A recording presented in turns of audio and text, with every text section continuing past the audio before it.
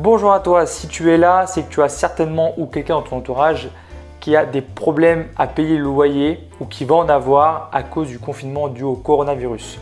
C'est sur ça qu'on va parler tout de suite.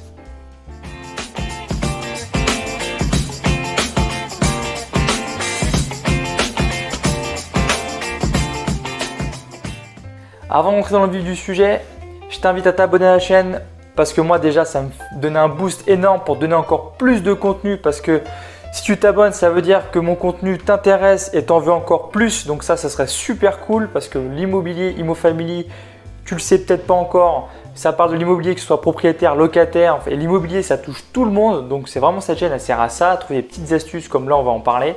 Donc n'hésite pas à t'abonner à la chaîne.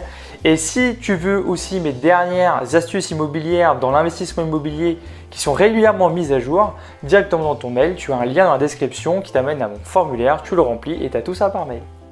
Rentrons dans le vif du sujet et on va parler aujourd'hui de deux aspects. Là, ça c'est la partie 1 du sujet global. J'ai fait une deuxième vidéo qui va être en lien à la fin de la vidéo, tu l'auras en lien en haut à droite.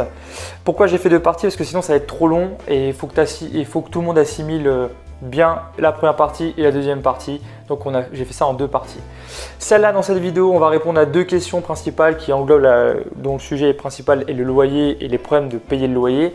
Alors la première question, c'est est-ce que tu es obligé de payer ton loyer pendant le confinement dû au coronavirus? Ça, c'est la première question à laquelle on va répondre.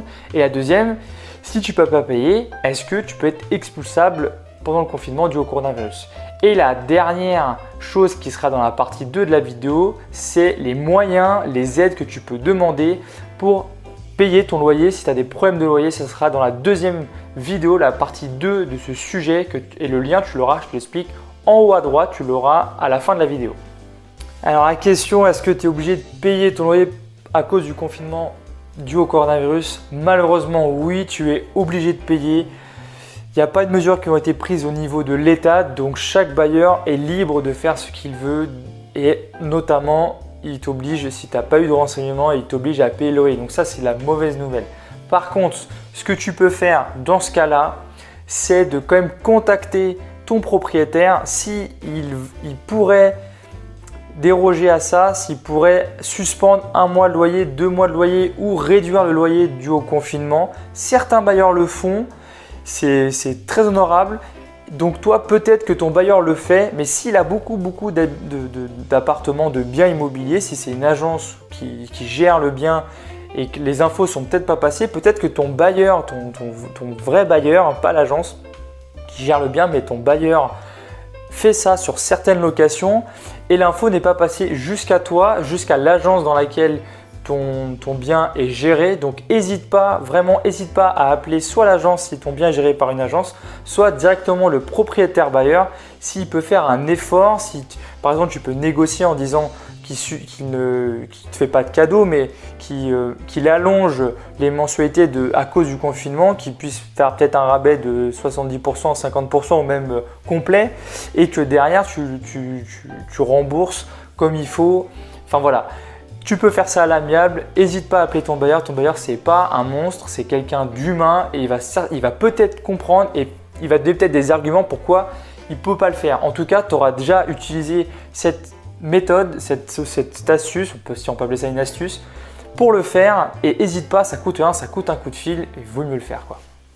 Attention, exception faite aux étudiants qui ont des logements gérés par le Crous. Il faut savoir que les étudiants, ils sont exonérés de loyer de avril s'ils ont quitté l'appartement à partir du 1er avril. Voilà, ça c'est la petite exception. C'est quand même sympa quand tu es étudiant. Si tu es là, toi, si tu es étudiant, ça fait un petit souffle quand même.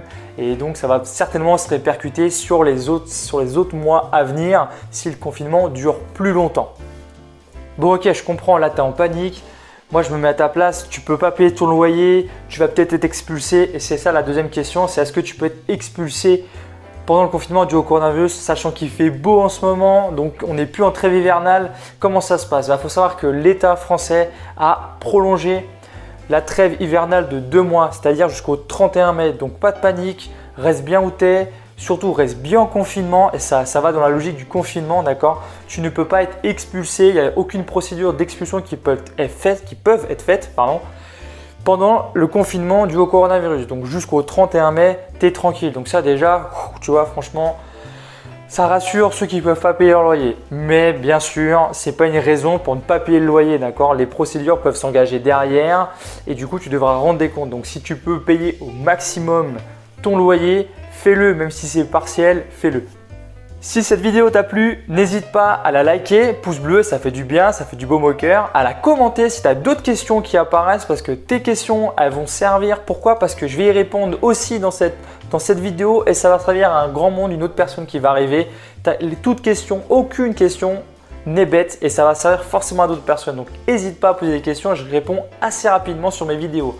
Et aussi, n'hésite pas à la partager si elle peut servir à quelqu'un d'autre, car n'oublie pas que c'est toi qui vivre la chaîne et c'est grâce à tes partages, à tes likes et à tes commentaires que je peux continuer à faire des vidéos qui te paraissent intéressantes. Si tu es encore là, c'est qu'elles sont intéressantes. Moi, je te dis à très vite dans une nouvelle vidéo, surtout dans la partie 2.